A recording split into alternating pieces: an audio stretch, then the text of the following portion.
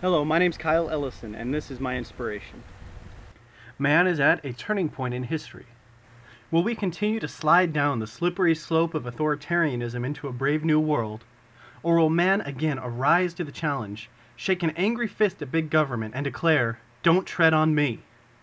This is a question that will be up to my generation to decide. Within the next 25 years, or likely even sooner, a case will be brought before the Supreme Court pertaining to whether or not it is constitutional to implant human beings with microchips in order to track and trace their movement. Already, there is a hot debate over whether biometric technologies such as retinal and facial scanning cameras should have a place in our future, and this debate will only intensify with time. While it is easy to understand why big government would want these draconian control mechanisms in place, the question becomes, who will be there to stand up for the rights of the everyday citizen? I hope that the answer to that question will be myself. Growing up, I was given truly unique opportunities to travel the world. I taught English in Taiwan and Thailand, helped with missionary work in Mauritius and Mexico, and attended school at La Sorbonne in France. Spending considerable time in each of those locations truly impacted who I am at the core. It was invaluable to see the different social issues that existed under different forms of government and amongst different types of people. Likewise, learning French was a priceless tool in expanding my view and understanding of the world. It allowed me to unlock a whole treasure trove of alternative news and information, other than that which comes out of the Anglo-American sphere.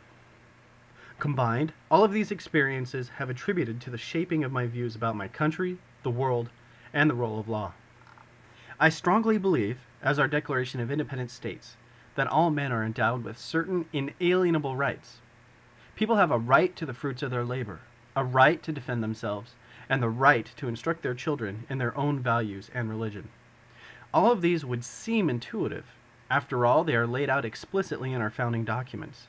However, as the old adage goes, absolute power corrupts absolutely, and we must constantly be on our guard against those who would try to increase the power of the government and steal away our freedoms. The historical context in which civil laws are created, enforced, amended, and thrown out is another fascination of mine. After all, in contrast to other fields of study, such as physics, math, or chemistry, civil law carries the extraordinary and extremely exciting characteristic that nothing in it is finite. Instead, it is in a perpetual state of metamorphosis. Regardless of how long a particular position has been held, it can always be changed. A law, which on a Monday could sentence a person to death, could be thrown out on a Tuesday, thus losing all power over life and death in an instant. What amazing, and yet at the same time pathetic, power law holds. For several years now, I have been working with many local political action groups to encourage our state and federal legislatures to either reclaim or retain the freedoms that make America great. However, there's only so much that one can do from the outside as simply an activist or political supporter.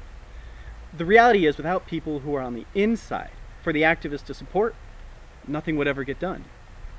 Herein lies the crux of the reason why I decided to go to law school. I want to be someone that everyday people can look up to fight for them.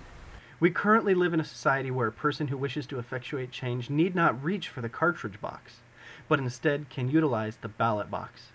But we must always remember that freedoms are lost much easier than they are won. As Ronald Reagan once said, freedom is never more than one generation away from extinction.